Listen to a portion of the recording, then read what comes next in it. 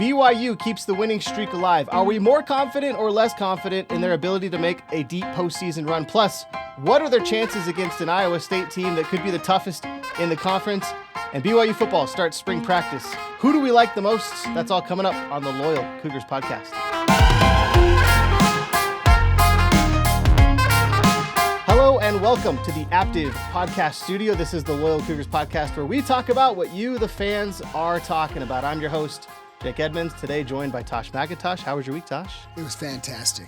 Yeah, it was a great weekend. I was actually invited to be interviewed on KUTV, my old stomping grounds. My old buddy, Adam Mikulich, had me on his show. We were talking about BYU football, BYU basketball. Actually, it was just BYU basketball, but it was fun to be a guest on a show that I had so long produced and edited for and sometimes anchored and reported for. Kind of a surreal experience, but it was fun talking about BYU basketball. And it's fun getting to do that every week with you or with other guests. So always enjoy it. But I want to talk about this week because as we have for the past few weeks now, we're talking about 2 wins. And this is coming from a BYU team that really struggled early in conference play. And it's wild to think that going into an Arizona State game and hosting West Virginia, these almost felt like BYU couldn't lose these games, right? I mean, having experienced what we've been experiencing the last few weeks, these felt like easy kind of gimme wins. Correct. It's funny. We weren't that far removed where we were hoping for 1-1s in a week. And going into this last week, I fully expected 2-0, and we got it. And in both times, it's in the second half, it kind of wasn't in doubt. And so, awesome week for showing BYU is absolutely heading the right direction. Yeah, and you say it wasn't a doubt. I mean, I think Arizona State cut the lead to 4 in the first half, 8 in the second half. That's really the closest they got. West Virginia, granted, they muddied it up, and we could talk a little bit about the game. They muddied it up a little bit in the first half. BYU made some great first halftime adjustments and came out firing. What I thought was interesting about the West Virginia game is it showed that BYU is capable of winning in different ways. And we've seen this kind of in the past where, we early on in the season, I think BYU, their mantra was, we're going to beat you by shooting the 3. Yeah. And that's kind of been the case for BYU, even in the Mark Pope days, is I think BYU has recruited just straight shooters, right, in the past decade. From Jimmer all the way to, Jake Toolson, now to Richie Saunders. Like, BYU is recruiting shooters, and there's a upside and a downside to that. And the reason we kind of tease this show is with are we more confident or less confident in BYU's ability to make a postseason run? Because the reality is Arizona State's not good, and the fact that BYU gave up 81 on them is a bit concerning. But then also the first half against West Virginia, I think, was a bit concerning because it shows that, and this is taking kind of a pessimistic side, it shows that BYU, if they struggle to shoot, they're going to have a hard time beating really good teams like a Houston or like a Iowa State this week. And what I loved about the West Virginia game is that despite the fact that they made 5 3-pointers, they shot 15, which I think is a season low, they were able to come away with a pretty, convincing win against one of the best defensive teams in the conference. Yeah, we've got enough depth. I mean, we play more guys solid minutes than any team I've seen in college basketball. And with a smart coaching staff, I think we really have figured out, we'll get into a game, we'll see what they're throwing at us, and then we have the guys and the coaching staff to figure out that puzzle, and let's win this in a lot of different ways. So BYU is 14-0 when they shoot 38% or better from 3. So all of their losses have come when they have shot poorly from 3. And so the question, I think, coming into this week was, can BYU win when they don't shoot well from 3? And this West Virginia game kind of proved that. And we'll talk about Fouss because I think Fouss was a huge part of that. Oh, yeah. Probably the biggest part of that. But I want to talk about halftime adjustments real quick because, granted, BYU started pulling away right before the half, and so I don't think halftime adjustments were the end-all, be-all of this game. But what I loved is that right out of the half, Kevin Young made a small change, and that was he gave the ball to Richie in the full court. So Richie brought the ball down the floor, And the first 3 possessions, I think it was 3 of the first 4 possessions, Richie assisted to Yegor for 3. That was the first BYU three-pointer of the game. It came in the second half in the corner. Then Richie had a layup, and then he had the floater plus the foul, and then he made his free throw shot. That sequence alone, I think, put BYU up 15 to 20, maybe 15 points, and for all intents and purposes, essentially put BYU out of reach. Now, granted, they had to keep scoring and they had to keep West Virginia from outside of reaching distance, but that sequence was pretty pivotal in that game where, a 10-point game felt like a 20-point game at that point. So I love the halftime adjustments, but I want to talk about Dallin and Fouss because I think that was, granted, everyone's talking about Fouss after that game. Dallin was the catalyst to allow Fouss to go off. Dallin assisted 6 times in that game, all of them to Fousseyni. Yeah. Fousseyni had 9 buckets in that game. The 6 that were assisted by Dallin, he had a rebound putback, and then he had a bucket off of an inbound play. And then the last one was that unassisted kind of floater shot where I think it was Yegor was kind of setting a screen for him in the paint, and he made a bucket. But 6 of his 9 shots were assisted by Dallin Hall. Well, and that doesn't surprise me. Like, Hall and Fouss have had pretty good chemistry last year and throughout this year. I mean, those guys have played a lot of time together, and he understands where Fouss wants the ball. And it's been funny because Yegor has had seemingly better chemistry with Keita, and then Hall has had better chemistry with Fouss. Yeah. And Kevin's realizing that. I think Kevin Young is recognizing that very distinct chemistry. And you know that when Fouss comes on the floor, Dallin's coming on the floor. Like, he's putting them on the floor at the exact same time as much as possible in that game. And what's making that work, by the way, is the pick and roll, first of all, especially in the first half of that game, because what was happening was Fouss would set a screen on Dallin. By the way, Fouss isn't the best screen setter in the world. He's also very much I don't know if one-trick pony, because that kind of seems like a negative thing, but like, he's really good in the post. Yeah. He's not a rim runner. He's not going to lob. He's not going to catch a lob and dunk it. You don't want him facing up from 15 feet. Yeah, he's not going to pick and pop. He's not even going to be like a floater type of player.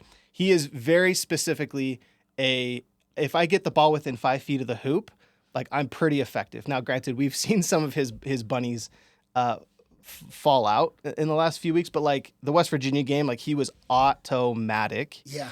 And they didn't have a way to stop. West Virginia had no. So here's what happened. So Fouss sets a screen. Dallin does his, and I love what he's doing now with what he does with Fouss's screen. He keeps the defender on his back by doing what's called a hesitation dribble or a snake dribble. Chris Paul is phenomenal at this. He's not taking the screen and going downhill. He starts going downhill and stops a little bit, keeps the defender on his back. That gives Fouss time to get back into the paint. Now, typically, if a defender kind of is respecting the lob, or if they're respecting a pick and pop, they're going to be out on Fouss really at the time of the screen. But the defender on Fouss is sinking all the way under the hoop because he knows he's not a lob threat. So what does Fouss do? He just posts him up within 2 feet of the hoop. And Dallin, because he's hesitating and because the defender's behind his back, he's just feeding it right. I mean, it's almost just like a typical post entry, but it's off of a pick and roll screen. And I think Fouss had 3 or 4 attempts within 2 feet of the hoop from that play.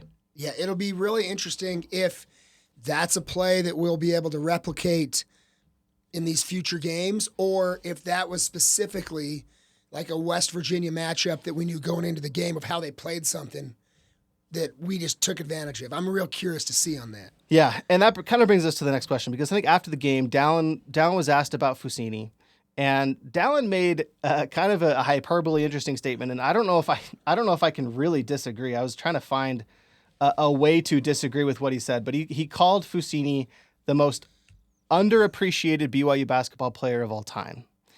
And it's a bold statement. But honestly, I'm trying to go back into like my mental vault of BYU basketball players. And granted, like, it seems like the underrated ones you kind of forget about, but there's like Brock Zylstra, Craig Cusick. I even think what about like Skylar Halford or I was thinking like Brock's did I say Brock Zylstra? Michael Lloyd. Yeah, I think he it's won a one of game those- for us. Mhm. Yeah. A tournament game, right? Yeah. So like I think there are players. The thing is, like, Heartstock, like yeah, No, I think Fouss is in the conversation. To anoint him king of that mountain, I Yeah. don't know, but he's in the conversation. it's like Chris Miles is another one. Like it's a very subjective argument to make, but like I agree. Like Fousseyni is incredibly underrated, and I think Dallin this year, and granted, like how do you define underappreciated, right? Is he underappreciated by the fans? Is he underutilized by the coach?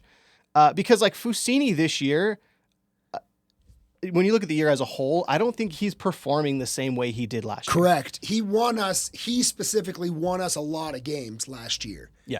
This last game is the only one I can think of from this year where I'm like, yeah, you could say he won us the game. Yeah, and If it wasn't for him, we wouldn't have been in it in the first half. right. Exactly. And he's had good games, right? That's not to say like this is his only good game of the season, but this was the only game where we really needed it. The fact that BYU went 5 of 15 from 3. They needed a guy, which is why I love that they were able to switch it up and go to a Fousseyni. Like he was pivotal in this game. And so like, is he the most underappreciated player of all time? I think that's just kind of up to whoever is watching the game. Was he pivotal in this West Virginia game? Absolutely. So, in the game, they did a lot of cutaways of a guy who we're very familiar with at this point, AJ Debonsa. I love that he's in town, by the way. Yeah, it's awesome. We're going to hopefully try and get him on the show if he's willing and able. But what I loved about him being at the game is where he was sitting. And I think he's now been to at least a couple games, maybe 2 or maybe 3. But he doesn't sit behind the bench. Like typically recruits or like new signees, they'll kind of sit with the team and hang out with the team. He's sitting in the rock. Like I love that he's being a fan. Like he's kind of letting his inner fan, inner child, he's only 18, right? Take over. And I love how he's enjoying being in the rock. He's a man of the people, and he seems like he's genuinely enjoys himself at these games. And so I love too that he came this version of BYU because the other games he came to early in the year, I think the fan base knew we were playing weak teams. And so we were only like at 90% capacity, and it was a good environment, but not what I knew was the best. And like this last game, he got to see what the best BYU environment feels like. Absolutely.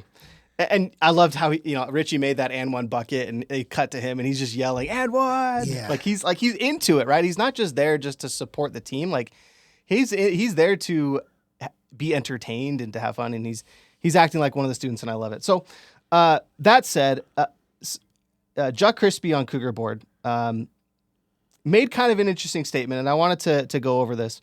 So he starts it off by saying how AJ Debonsa outsmarted Jabari Parker. He said, during Jabari's recruitment process to BYU, I said so many times, if he goes to Duke, he will just be one of 100 players that were top rated and chose the Blue Devils. If he comes to BYU, he will be a god. Sorry, Michelle Peralta. Jabari will still be so beloved to Cougar Nation, even now, over a decade later. I'll bet most Duke fans couldn't even pick him out of a lineup. I don't think that's fair. Last thing he says, this prophecy came true and this is a little bit dramatic, when I was watching AJ surf through the rock crowd last night like he was Mick Jagger. The kid gets it, and I'm not just saying that because he's going to play for BYU. He gets that, yes. He could have gone to Duke or UNC or Kansas, just like so many before him did, but instead he went outside the box. He chose a school that is on the rise, that will support you until the day you die if you show up for your Cougars. He chose a school where he will be different, not just for 1 year, but for decades later. So 2 parts to this, and we talked a little bit about this before the show. Yes, he will be more widely loved and appreciated among BYU fans than Jabari was and is among Duke fans. Yep. I'm not going to argue that. That said, like I think it's very short-sighted and very much a fan thing to put yourself in that situation. Because the reality is, like, that's not why AJ came, and that's not why Jabari went to Duke. Like, it's extremely short-sighted. He's actually said, like, I wanted to play in the NBA, and Kevin Young is giving me the best shot at not only playing in the NBA, but being a high draft pick. Correct. And so that's what they're saying, and I believe that. But what what they don't say, but is also a huge part now, and it wasn't then, is NIL. Yeah. Like BYU now is willing to play the NIL game, and NIL wasn't part of Jabari's recruitment. Now, whether money was exchanged from the Blue Bloods and now things are even, that's a different conversation. But at the same time, he's missing those two big pieces of what was different now is we have Kevin Young that can really sell a pitch if I can get you to be an NBA star, and that we can give him a lot of money to come to BYU. Yeah, let's put it this way. If AJ DeBonsa was being recruited at the same time Jabari was being recruited, he would not have come to BYU. BYU was, I think, in the Mountain West still, if not the WCC. Like you said, there was no NIL, there was no Kevin Young, so there was no like potential to be an NBA. Granted, he probably would have gone to the NBA anyway. Like I don't think anyone's arguing that Jabari Parker was drafted into the NBA because of Mike Krzyzewski. Like he was going to go to the NBA anyway. But he felt like Mike Krzyzewski gave him the best opportunity to get drafted high and to be prepared for the NBA. And I think AJ's feeling the same way. Like AJ knows he's going to go to the NBA regardless of who he signs with, but Kevin Young is who he has cited as being a guy who can prepare him the best to play in the NBA. And so, like, if you flip the roles, like, yes, I think Jabari Parker probably would have come to BYU. At least, like, his odds would have been a lot better had Kevin Young been coaching and had NIL been a thing. And AJ probably would not have signed with BYU had Kevin Young not been a thing and NIL not been a thing. Like I think it's just like the wrong thing to view when you look at, like, I don't think Jabari's looking back on his college days and being like, man, I really wish I would have gone to BYU because fans would have remembered me more. And I could have been killing it in commercial real estate in Utah right now, you know? Yeah. Could have had so many media appearances. Yeah. At the same time, I am really excited to see, can AJ live up to the hype? If he can come out next year and really be like the top freshmen occasionally are, like he really could go down as the closest thing we've had since Jimmer to where he's just a buzz about a player. Yeah, and honestly, the ceiling is so high for BYU, and it really depends on who they bring back, too. Because if they can bring a Yegor back, if Richie comes back, if Dallin comes back, like, you've got some guys that can, you know, not only will they be a year older, right? They'll be better themselves. I think they can make AJ better as well. Yeah. So that'll be fun to watch. So big games coming up this week. Obviously, the rivalry game with Utah. Now, granted, that shouldn't be a contest, but it's a rivalry game, so it might be. But even bigger, I think, is the Iowa State game because Iowa State comes in as a top 10 team, and BYU's on the road where BYU has typically struggled. Granted, they beat an Arizona State or an Arizona team on the road, probably their biggest win of the season. We're going to talk about, though, what we like about this game and you know, maybe what are BYU's chances of beating an Iowa State team that feels to be one of the hottest teams in the conference. That's coming up on the Loyal Cougars podcast. This episode is brought to you by Aptiv. Aptiv believes that every home should be enjoyed. They tailor their pest control treatment plans to target pests when and where they're most active. Plus, if you see pest activity between treatments, Aptiv will return to take care of the problem at no additional cost. It's their way of making sure every customer is satisfied and every pest is controlled. If pests stay away, Aptiv is why. Visit goaptiv.com/loyalcougars or call 844-966-4787 and mention this promotion to get your initial treatment for just $29. That's goaptiv.com/loyalcougars or call 844-966-4787. Terms and conditions apply. Get home field advantage with Aptiv. Why should you have to choose between style and repping your team? Wooden Grail is bridging the gap between modern fashion and college fandom. Their hats and apparel are made with premium materials like suede and corduroy, featuring bold, unique designs that let you show off your team pride without sacrificing your look. Whether you're at the game or out on the town, Wooden Grail lets you do both. Check them out at woodengrail.com and step up your fan game. Use code CougarBoard for free shipping on any order. All right, big week coming up for BYU as they try to keep their streak alive. An Iowa State team that just beat Arizona actually at home. They look pretty good doing it. Arizona seems to be reeling a little bit. Granted, they are still one of the best teams in the conference, but Iowa State, you know, besides Houston, I think is number 2 in the conference, right? Totally. because they are a complete team. They have a great offense and really one of the best defenses that we're going to have gone against this year. And I think that's what's big is that, BYU's playing well, but they're playing well because they have an elite offense. Their defense is a little bit average, maybe sub-average.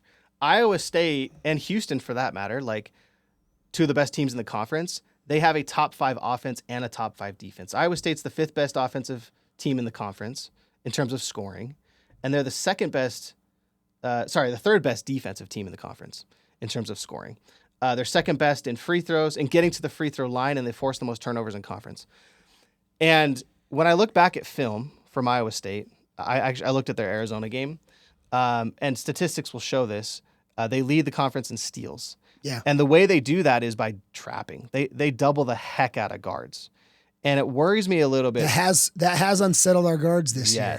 Yes. And that's what I'm getting at is if you have Yegor bringing the ball down the floor, he crosses the half court line. They set a screen for him or whatever. Maybe it's a Richie Saunders screen. Richie's defender is going to trap. And Yegor has to be ready for that. Because honestly, I'm most concerned about Yegor. Yeah. Because I think our other guards can handle it. I think they can handle pressure down especially, like he's really good at it. Yegor's handles aren't there. Well, it depends too how physical the refs are letting Iowa State play. Yegor has struggled. His worst games are when the guards are really getting up in his grill and being physical, and the refs are just kind of allowing that sort of game.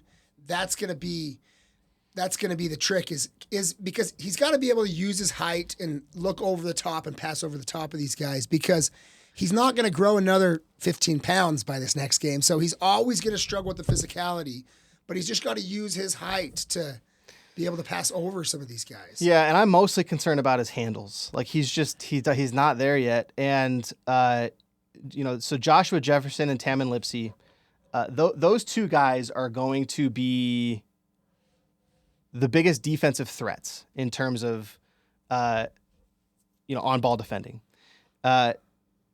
In fact, so Joshua Jefferson leads the conference in steals. Lipsey is 3rd in steals. So you have two players on the same team in the top 3 in terms of in-conference steals. Jefferson also has 13 points a game. Lipsey is at 10.9 points a game. Curtis Jones, by the way, leads the conference with 17 points a game off the bench. He's like their own kind of Jackson Robinson player, right? Yeah. He's just like, he still averages like 30 minutes a game. So he's still getting his minutes, but he's coming off the bench, which I think will be interesting because, he's probably not going to have a lot of the same minutes as like a Mag. Mag comes in and guards their best player, their best offensive player. Mag might not be guarding him that much because he is coming off of the bench. It'd be interesting to see. But going back to their defense, like it's going to be, I think at the end of the day, like if BYU can, limit their turnovers to less than 10, maybe 12, like I think they give themselves a good shot. Now, so Iowa State has some head-scratching losses, by the way. They lost to Oklahoma State, and they've lost to Kansas State. And to be honest, their best wins are the same as BYU's. So they beat Arizona, they beat Kansas. They did beat a Marquette team that I think it was number 5 at the time they beat them, but I think they're ranked like 22 or something. So they have some head-scratching losses, and their wins are somewhat similar to BYU's. And in the bracket prediction world, almost unanimously, people have them as a 4 seed right now. And so this is a good test for BYU of how good are we. It is on the road. Vegas has us as a 7.5 point underdog right now. So this is a tough matchup. People don't expect us to win. And it's kind of one of those games where we're at in the season. If we lose, that's okay. Like we're still going to make the tournament. I actually don't even think it hurts our seeding that bad. There is an opportunity here though, that this is the game that if we win, I think right now we're floating as like an 8 or 9 seed, where I think this could push us to get a 7 or maybe even flirt with a 6 in where people are predicting. Here's where it matters more. Big 12 seeding. Yeah.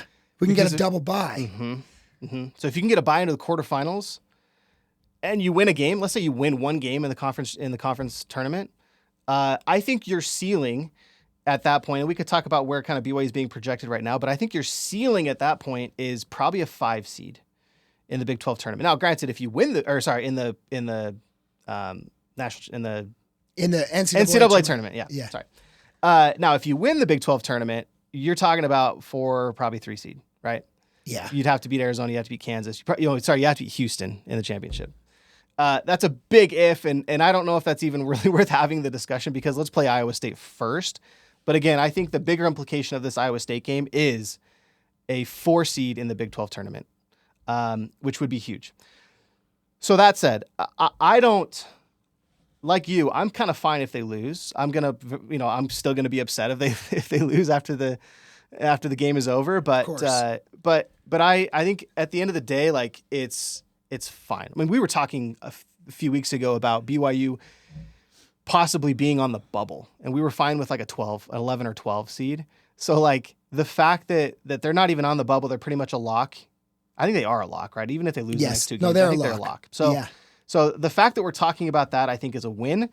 Now, can they make some waves? Are they the hottest team in the conference? Like, I think if they beat Iowa State, they can start talking about that. They can start having that discussion. Totally. It's a fun week because that Iowa State game has big seeding, and as you said, in the conference tournament and the NCAA tournament, things on it.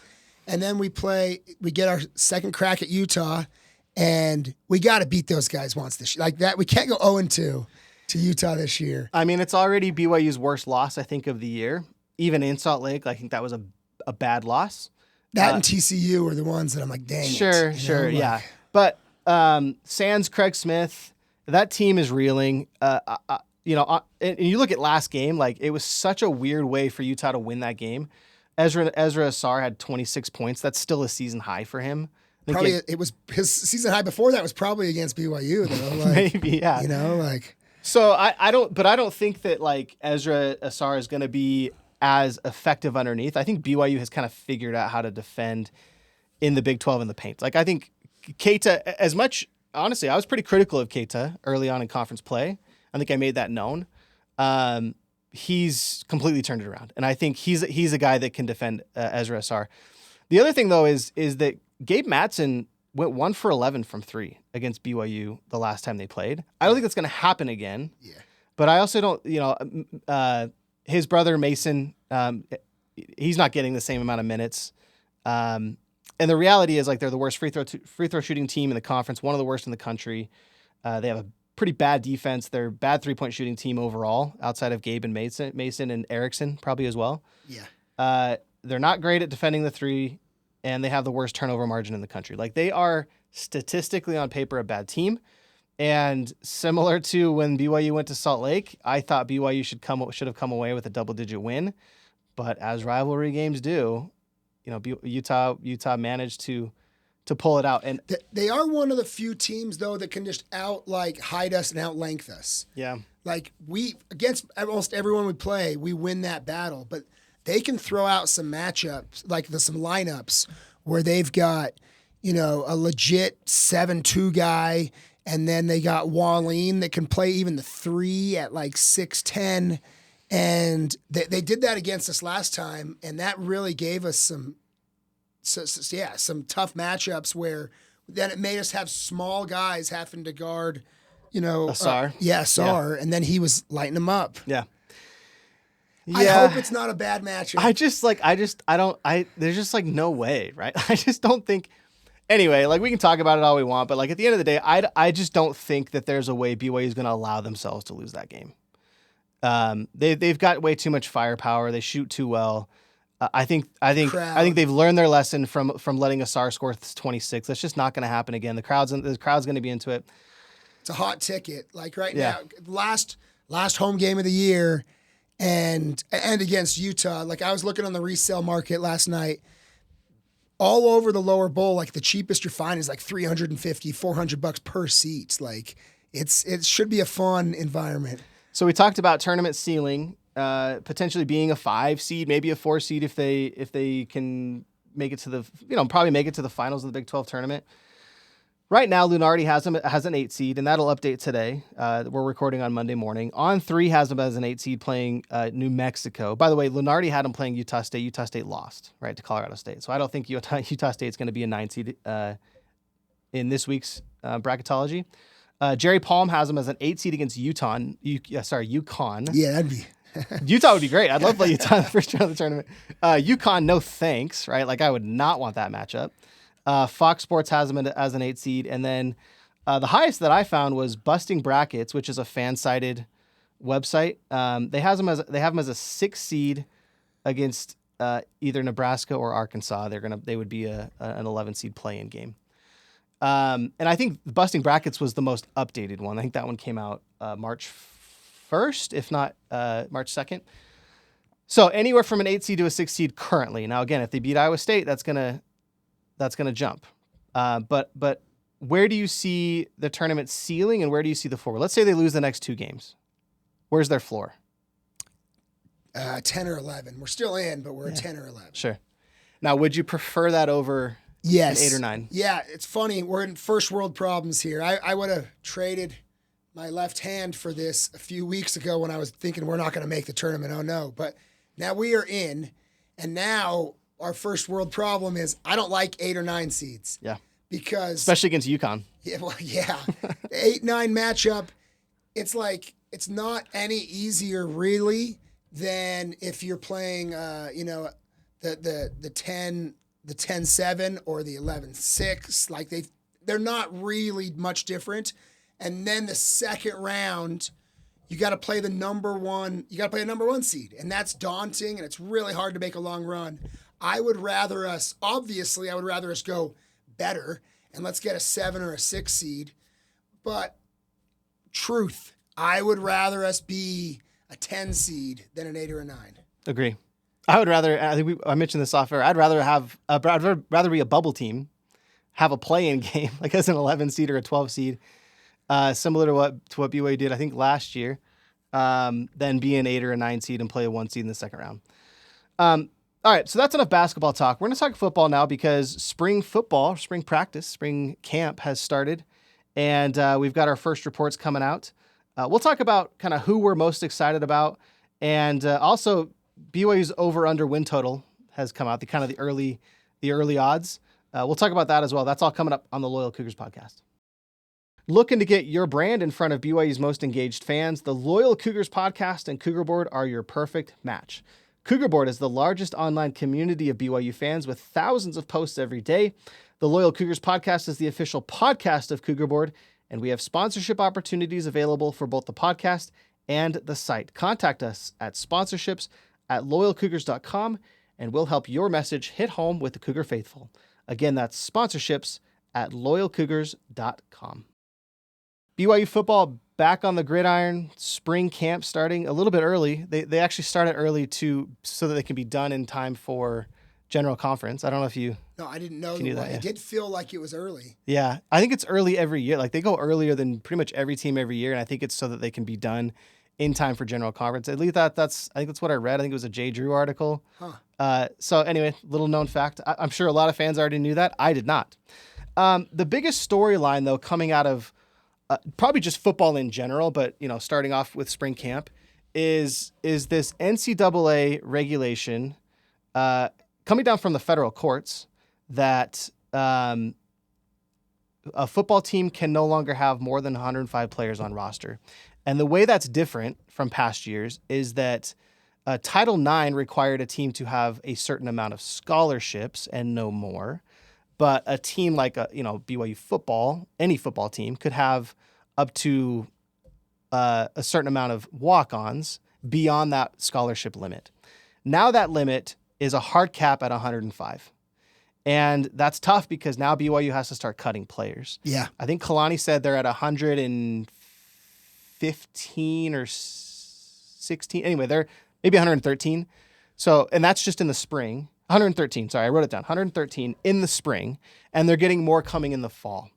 And so Kalani and staff are going to have to make some tough decisions on who they're going to cut. Now, obviously, they're not going to cut key contributing players, but you're still going to cause kind of this, there's always going to be kind of this locker room divide a little bit when you start cutting players that are friends with other teammates. And they have hard choices because sometimes you get a guy, and we've seen this already, like we've seen 2 casualties that have played and even started games for us, that we have Crew Wakely and Ethan Slade that both played a lot at safety over the last 2 years, that the coaches had to decide, well, we got these young guys on scholarship, and are we betting on them for this spot, or are we betting on these walk-ons but that have been our starters off and on the last little while? And they went with the young scholarship guys. And so it does make the coaches have to make a little bit harder decisions.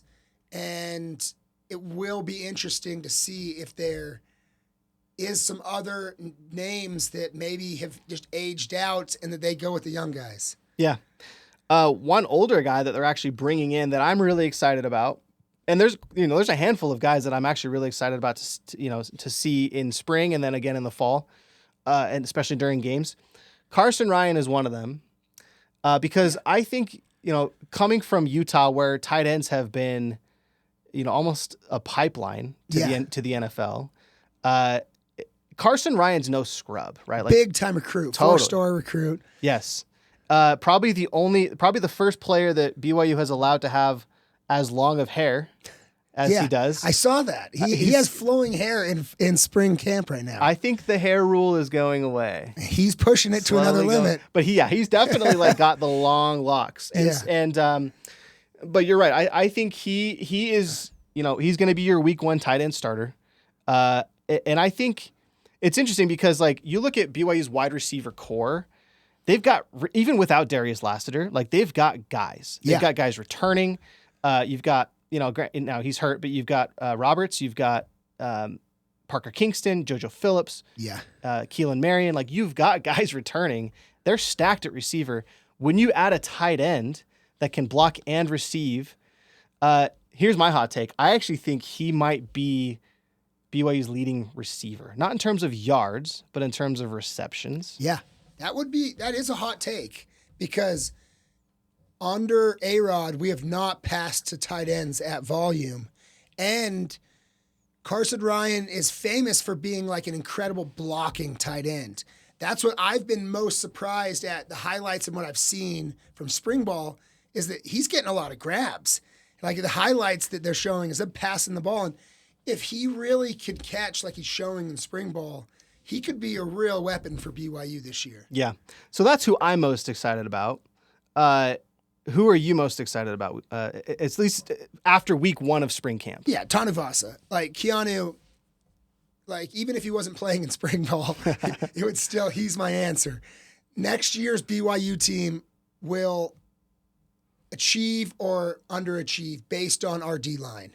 Like, that's the question mark, that can we have and specifically defensive tackle. So him being just already a proven pillar in the middle, if he could stay healthy, we're a totally different team. So he's a beast, and it's also just going to be a matter of what I'm watching in spring ball is who's gaining weight, because we're actually pretty good at D end. And we brought in the really good guy Akana from Texas. His cousin as well. They're more DNs, but they have a body and a frame if they gain weight. And Akana's gained 15 pounds since we've signed him from Texas. If he can keep gaining weight through the summer, those are the 2 players. And again, they're both D tackles, D linemen at least. That's going to be the key position, I think, next year. It's interesting to hear all the reports of players bulking up. Yeah. There's a lot of players that have bulked up, and I don't know if that's a good or a bad thing, because if you bulk up, typically that means you slow down. But if I heard like Tanner Wall gained a bunch of weight bulking up, so it'll be interesting to see what that means. Like, does that mean that he's slower but can hit harder, or can be more physical in the secondary? We'll see. But like, it's interesting to see like how many guys, at least in terms of what's been put out on the roster sheet, have bulked up.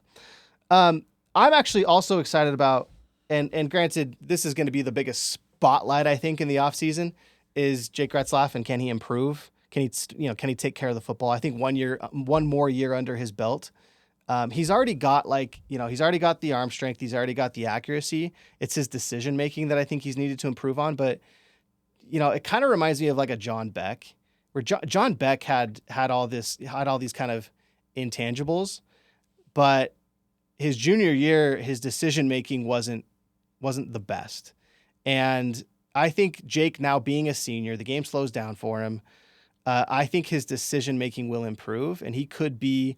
I'm not going to say he's going to be a Heisman candidate because that's not fair for him. I don't want to put that hype on him, but I think he could be one of the best quarterbacks in the Big 12 next year. Yeah, when a quarterback really has just a 10 out of 10 on offensive scheme knowledge, it really gives him a cheat code. And Jake should have that this year. He's going into his third year with the same scheme, the same coordinator. Like that, definitely, he could have a big year. And we undervalue him. He makes plays with his feet. He's shown he can make all the throws. At times when he's pressured, he makes some silly decisions. I felt like what gave me some hope, though, is that he got better at that as the season went on. The first few games were his worst for that. And so, yeah, like, I'm stoked. I mean, I freaking love BYU football. It's like, inject it into my veins. Let's go. I'll take spring ball highlights when I can grab them. It's funny. It's nice to have this kind of 3 or 4 week period where we get football, even if it's like football light. It's like crumbs, but still, we'll take them. Exactly. So Vegas has BYU at 7.5 wins. I think that's fair. Now, granted, there's no fair with Vegas. You either take the over or the under. So are you taking the over or the under for 7.5? Over. Okay. Like, I think that, I think we're going to be just as good as last year. Whether we won a lot of close games, whether that goes the same way, I'm very confident, though, we'll get 8+ wins. So you've got Portland State, Stanford, East Carolina. Those are your non-conference games. I think those at East Carolina might be tough, but let's say we got to beat those. Let's say guys. that's 3. Yeah, but it's on the road. It's East Coast. I hate East Coast games. I just like have PTSD from the last time they played East Carolina on the road. Like, anyway, but that should be 3 wins. At Colorado, maybe. It kind of depends on what are we going to see out of Colorado. They're a huge question. Very questionable. So let's just say 3, maybe 4. West Virginia at home, probably a win. I would say a win. 5, 4, 5. At Arizona might be tough. Versus Utah at home, 6 maybe wins. At Iowa State, tough. Texas Tech on the road, tough. TCU at home, maybe 7 wins. At Cincinnati, tough. UCF at home, 8 wins. Like, I think even pretty conservatively, like, you should get 8 wins out of that schedule. Correct. For whatever reason, and all last year we saw it over and over, Vegas seems like they undervalue BYU. I think it might be just to try to bait, the Utah members of the church to try to, hey, why don't you you can't refuse this bet. But whatever it is, it seems like they undervalue that line, and maybe that's fandom talking, but I don't think so. It was over and over all last year. Well, they did it each